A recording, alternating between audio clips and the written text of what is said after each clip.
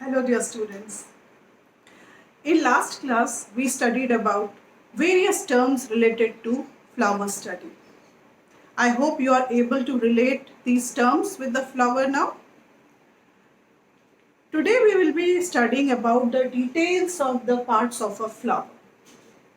But before going into the details, I would like to request you once more.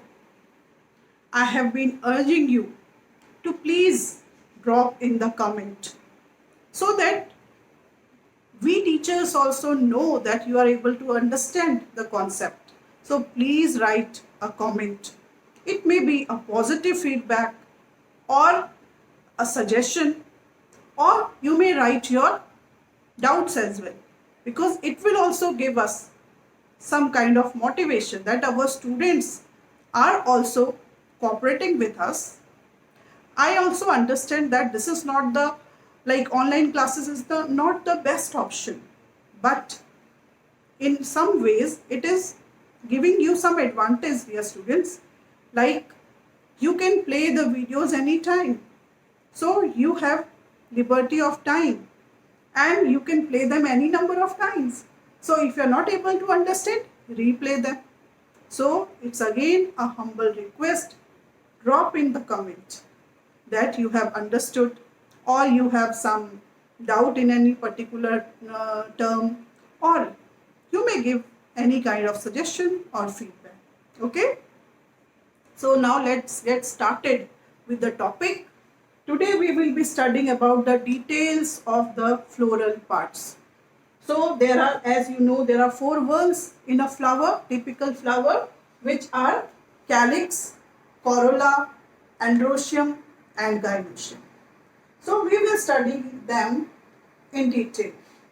Let's begin with first whorl, the outermost whorl, which is called as calyx. Calyx is the whorl of sepals. Sepals are generally green in color. They are mainly present for protecting a young floral bud. So, most of the times after the fertilization, these sepals they fall off. But there are certain plants where the sepals still remain persistent. You must have seen the brinjal. You know, the stalk of the brinjal is nothing but a sepal. It's a calyx. So let's study about the different types of sepals. Sepals are generally classified, or they are divided into two groups.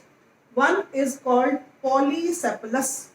Polysepalous means the sepals are free, and gamosepalous. Gamosepalous means the sepals are fused.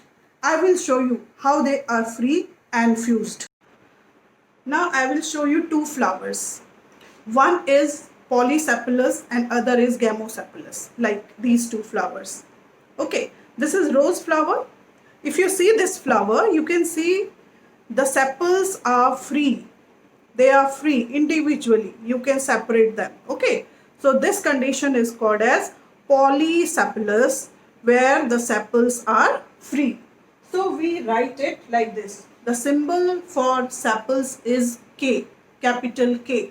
And when they are free, because they are five in number, so we'll just write 5. Okay. Now next case I will show you this flower. Here also 5 sepals are there, but they are united. They are fused together into one tube-like structure. So we write it by writing 5 and we put it in bracket. Bracket means they are united. So this is a polysepalous condition and this is a gamosepalous condition. Okay, so this is about the first whorl, that is calyx, which is the whorl of sepals. Likewise, if you come to corolla, corolla is the whorl of petals. Here we study various arrangement of petals. Same way, if the petals are free, then we call it as polypetalous condition. and we show it with the sign capital C. And if there are five petals, five or multiple of five, okay, for example here, this is China rose, there are five petals, okay, so we show it like this. But when the petals are fused, as in this case, petals, they are united here, so that condition is called gamopetalous. And how will we show it? We will show it by writing 5 and we will put it in bracket. So this condition is polypetalous and this condition is gamopetalous. Whereas this condition is polysepalous and this condition is gamosepalous. Have you understood? Okay. Now next is the term you must know. It is called as estivation. Estivation means mode of arrangement of sepals or petals on a floral bud with respect to other members of the same whorl. For example, if I talk about this petals, how are they arranged with respect to other petals? That is called one estivation, estivation of petals. Likewise, if you talk about the sepals, how are sepals arranged with respect to other sepals? That is also estivation. So there are different types of estivations. Let us first see this. So first one is called velvet estivation. Velvet estivation means there is no overlapping of petals or sepals. They are just present. For example, if you see the rose, these sepals are just present. They are not overlapping each other. So that is called as velvet estivation. Okay. Next is twisted. If you see this China rose, the petals are twisted. Also, if I show you this flower, this is called plumeria or champa flower. So here you can see how are they arranged. They are just twisted arrangement is there. Twisted means one petal is overlapped by other. The end of one is overlapped by this, its end is overlapped by this, and this. In the same way, this is twisted. Okay, so that is called twisted estivation. Then third type of estivation is imbricate. It is little complex, very commonly seen in gulmohar, where out of 5 petals or sepals, one will be completely overlapped from both the sides, one will be totally outside overlapping others, and 3 will be, one end will be overlapped and other end will be overlapping. See this. So this petal is totally overlapped on both the sides. This is totally overlapping from both the sides, whereas these 3, one is overlapping, other end is overlapped. This is overlapped, overlapping, overlap, overlapping. This is called imbricate estivation.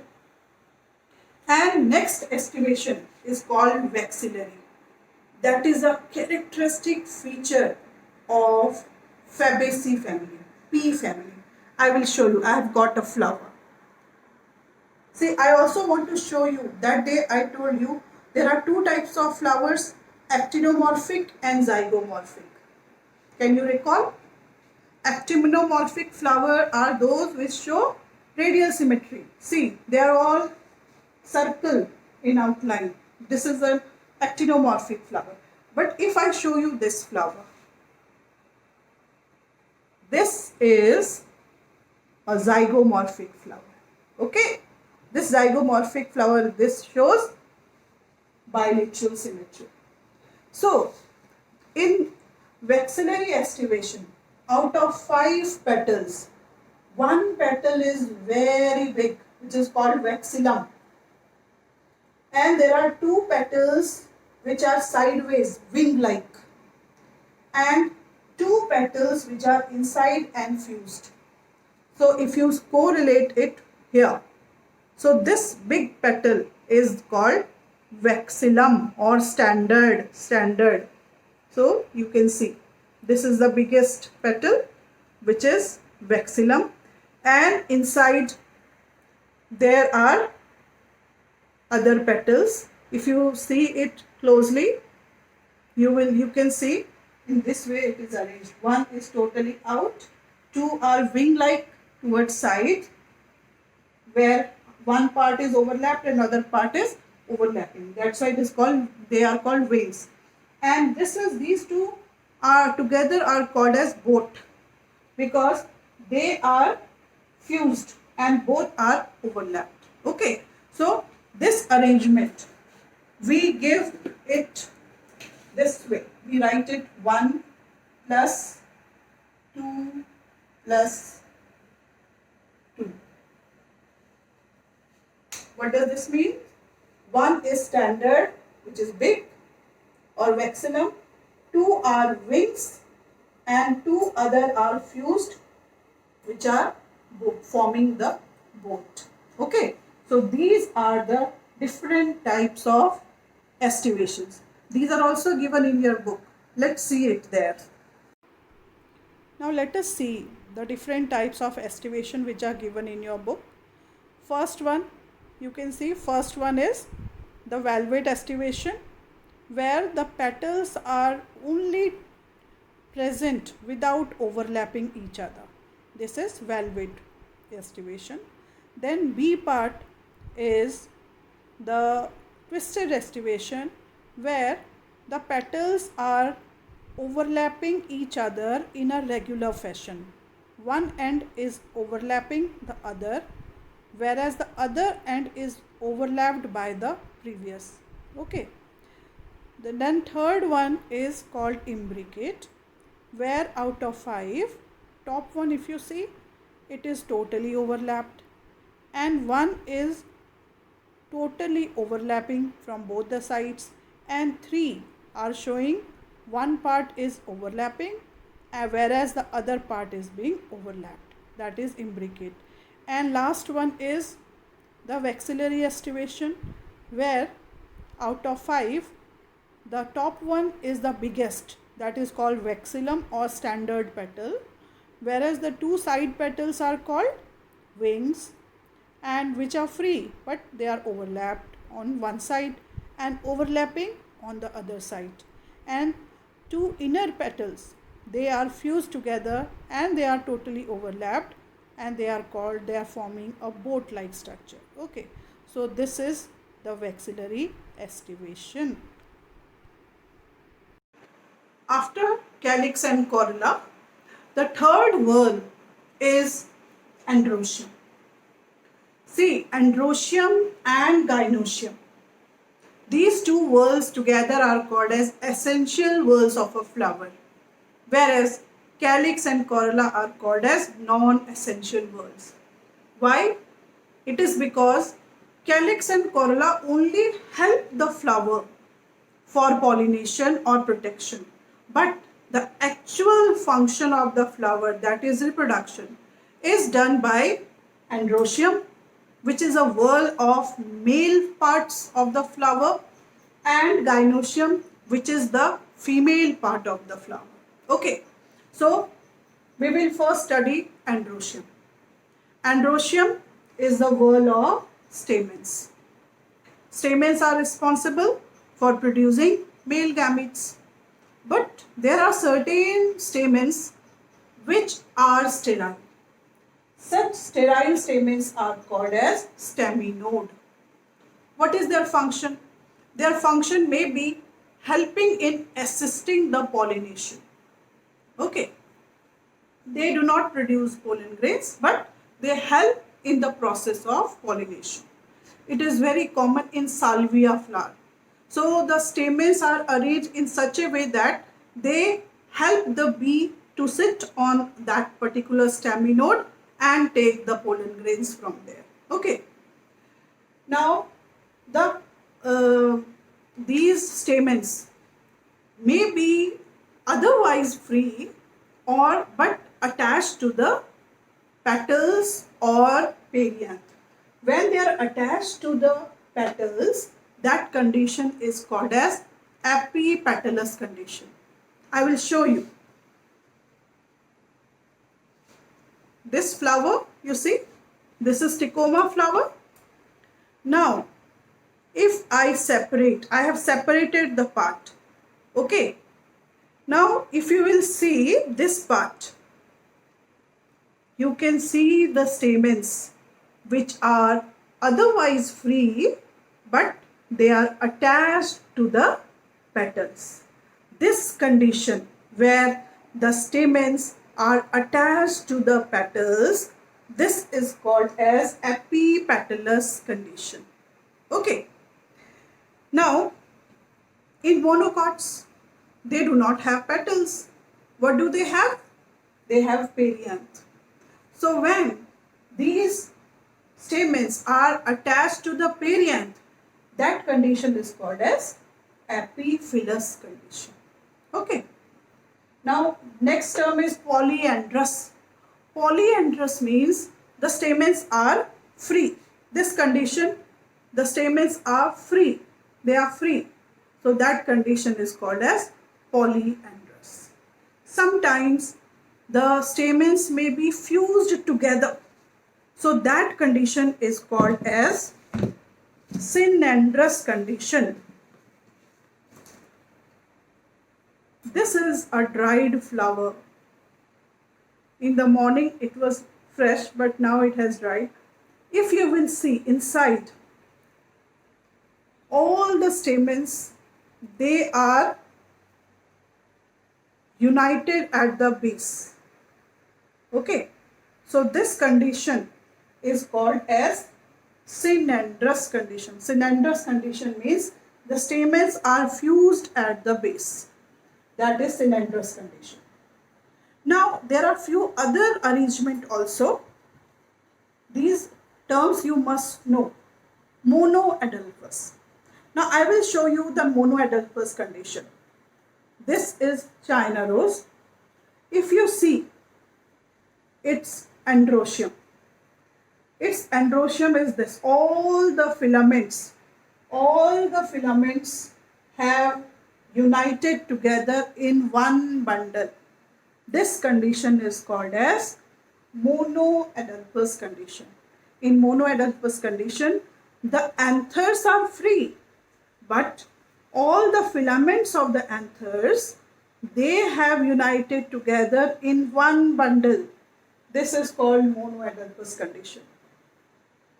Likewise, there may be diadelphous condition.